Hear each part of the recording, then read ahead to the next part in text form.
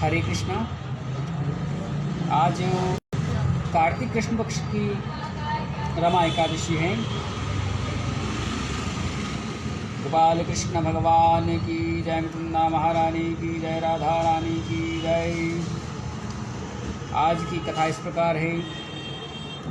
युधिष्ठिर कहने लगे, हे भगवान, जब आप मुझसे कार्तिक कृष्ण एकादशी का नाम और इसकी विधि तथा इसके करने से क्या फल मिलता है, सो सब विस्तार पूर्वक कहिए। श्री भगवान कृष्ण बोले, इस एकादशी का नाम रमा एकादशी है। यह बड़े बड़े पापों का नाश करने वाली है। मैं तुमसे इसकी कथा कहता हूँ, ध्यान पूर्वक सुनो। कथा इस प्रकार है। हे राजन, प्राचीन काल में मुचुकुंद नाम का एक राजा था। उसकी इंद्र, यम, कुबेर, वरुण तथा विभीषण के साथ भी मित्रता थी। वह बड़ा धर्मात्मा, विष्णु भक्त और न्यायप्रिय था। उस राजा के चंद्रभागा नामक एक कन्या थी। राजा के चंद्रभागा का विवाह राजा चंद्रसेन के पुत्र शोभन के साथ कर दिया। एक समय शोभन ससुर के घर आया। उन्हीं दिनों जल्दी ही पुण्यदायिनी रमा एकादशी भी आने वाली थी। जब व्रत का दिन समीप आ गया तो चंद्रभागा को अत्यंत चिंता हुई कि मेरे पति बहुत दुर्बल है, वह व्रत कैसे करेंगे और मेरे पिता की आज्ञा अति कठोर है। दसवीं को राजा ने ढोल बजाकर सारे राज्य में यह घोषणा करवा दी कि एकादशी को कोई भी भोजन नहीं करेगा। घोषणा सुनते ही शोभन को अत्यंत चिंता हुई और अपनी पत्नी से कहा, प्रिय, अब क्या करना चाहिए? मैं तो किसी प्रकार भी भूख सहन नहीं कर सकूँगा। ऐसा उपाय बतलाओ कि जिससे मेरा कष्ट बच सके, अन्यथा मेरे प्राण अवश्य चले जाएंगे। चंद्रभागा कहने लगी, स्वामी, मेरे पिता के राज्य में एकादशी के दिन कोई भी भोजन नहीं करता है। यहाँ तक कि हाथी, घोड़ा, गाय आदि भी तृण, अन्न, जल आदि ग्रहण नहीं करते। फिर मनुष्य कैसे भोजन कर सकते हैं? यदि आप भोजन करना चाहते हैं तो किसी दूसरे स्तर पर चले जाइए, और यदि आप यहाँ रहना चाहते हैं तो आपको एकादशी का व्रत करना पड़ेगा। ऐसा सुनकर शोभन कहने लगा, हे प्रिय, मैं व्रत अवश्य करूँगा। जो भाग्य में होगा वह देखा जाएगा। ऐसा विचार कर उसने व्रत रख लिया और वह भूख और प्यास से अत्यंत पीड़ित होने लगा। जब सूर्य नारायण अस्त हो गए और रात्रि को जागरण का समय आया, वह शोभन को अत्यंत दुखदायी प्रतीत हुआ। प्रातः काल होते शोभन के प्राण निकल गए। तब राजा ने उसका दाह संस्कार कराया, परंतु चंद्रभागा अपने पिता की आज्ञा से सती नहीं हुई और अपने पिता के घर में ही रहने लगी।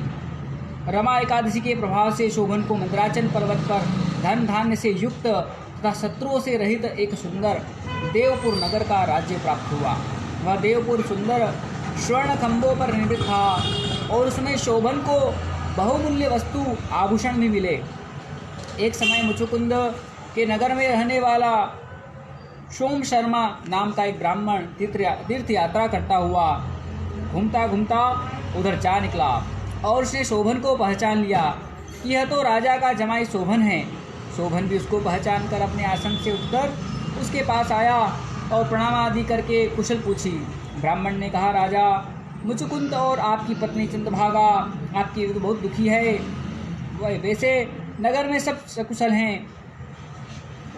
तत्पश्चात ब्राह्मण बोला, हे राजन, मुझको अत्यंत आश्चर्य हो रहा है कि ऐसा सुंदर नगर जो न कभी देखा न सुना, आपको यह मनोरम अद्भुत नगर किस प्रकार प्राप्त हुआ?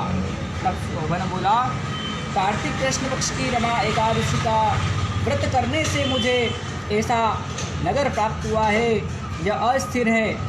इस पर ब्राह्मण बोला, हे राजन, परंतु यह स्थिर क्यों नहीं है और स्थिर कैसे हो सकता है? सो आप मुझे बताइए, फिर मैं इसका उपाय करूँगा। शोभन बोला, मैंने इस व्रत को श्रद्धारहित होकर किया है, अतः यह सब कुछ अस्थिर है। यदि आप मेरी पत्नी चंद्रभागा को यह सब वृतांत कहे जिससे वह इसका उचित उपाय करे तो यह स्थिर हो सकता है। ऐसा सुनकर ब्राह्मण ने अपने नगर में लौटकर चंद्रभागा से सब वृतांत कहा। तो ब्राह्मण के वचन सुनकर चंद्रभागा बड़ी प्रसन्नता के साथ बोली, हे ब्राह्मण देवता, यह सब बातें आपने प्रत्यक्ष में देखी या स्वप्न की बात कह रहे हैं। तब ब्राह्मण कहने लगा कि हे पुत्री, मैंने मंदराचल में तुम्हारे पति शोभन को प्रत्यक्ष देखा है, साथ ही देवताओं के नगर के समान उनका नगर भी देखा है। उन्होंने यह भी कहा है यह स्थिर नहीं है, जिस प्रकार स्थिर हो सके उसका उपाय करना चाहिए। चंद्रभागा कहने लगी, हे विप्र, तुम मुझको वहाँ पर ले चलो, मुझे पतिदेव के दर्शन की तीव्र इच्छा है। मैं अपने किए हुए पुण्य से उस नगर को स्थिर बनाने का प्रयत्न करूँगी। सोम शर्मा यह बात सुनकर चंद्रभागा को साथ लेकर मंदराचल पर्वत के समीप वामदेव ऋषि के आश्रम में गया।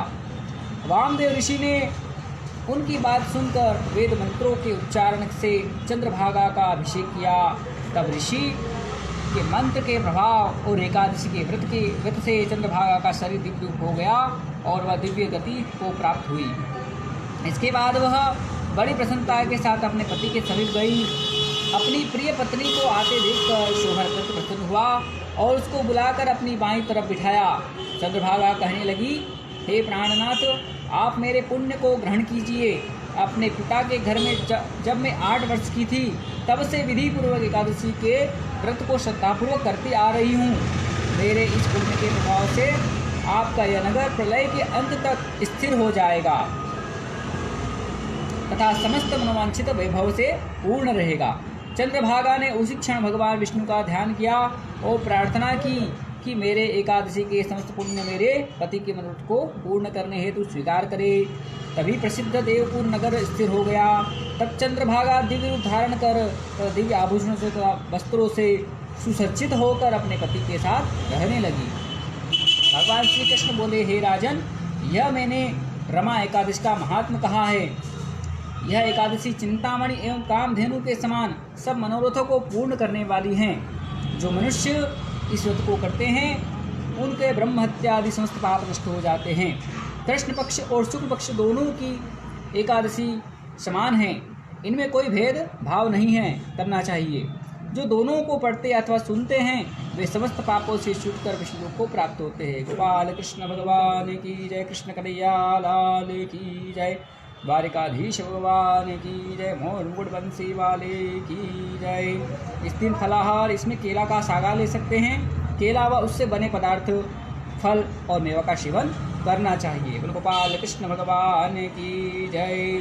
अच्युतम केशवम राम नारायणम, अच्युतम केशवम राम नारायणम, श्रीकृष्ण दामोदरम वासुदेवम भजे। श्रीधरं माधवं गोपिका वल्लभं, श्रीधरं माधवं गोपिका वल्लभं, श्री जानकी नायकं रामचंद्रं भजे। गोपाल कृष्ण भगवान की जय। राधारानी की जय। वृंदा महारानी की जय। एकादशी मैया की जय। सत्यव्रत मुखी बालाजी की जय।